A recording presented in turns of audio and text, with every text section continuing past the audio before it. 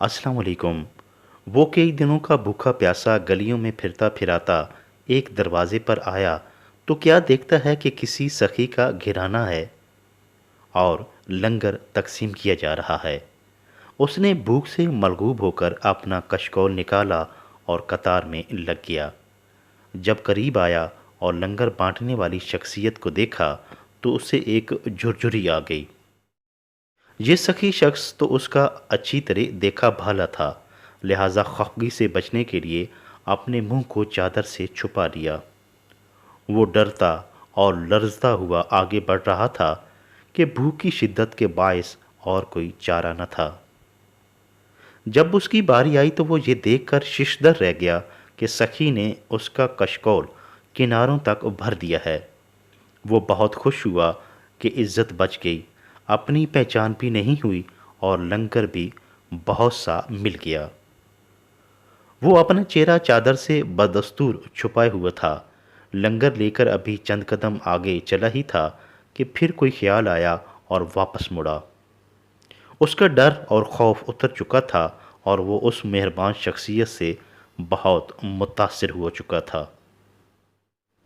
सखी के करीब हुआ और बोला, मोहतरम, क्या आप मुझे पहचानते हैं?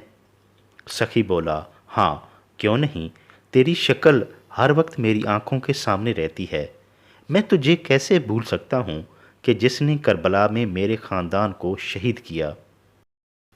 ये सुनकर वो बहुत हैरान हुआ और आलम हैरत में डूबा हुआ बोला, मैंने करबला के मैदान में आपके ख़ानदान पर बहुत जुल्म किया, मगर आप हैं कि आज मैं मजबूर व बेकस और कमज़ोर आपके पास आया हूँ। जबकि आप बदले की ताकत रखते हैं, मगर आप इंतकाम लेने की बजाय मेरे साथ हुस्न सलूक से पेश आए और मेरे कशकौल को लंगर से भर दिया। सखी बोला, उस वक्त तुमने जो किया वो तुम्हारा किरदार बद था, लेकिन आज जो मैंने किया ये हम अहले बैत का हुस्न सलूक और आला किरदार है। ये सुनकर वो मंगता शर्म से पानी पानी हो गया और उसे अपने आप से घिन आने लगी। वो सखी थे जनाब हज़रत इमाम ज़ैनुल आबिदीन, जो हज़रत इमाम हुसैन रज़ी अल्लाह अन्हो के लख्ते जिगर थे और जिन्होंने करबला का खूनी मंज़र अपनी आंखों से देखा था।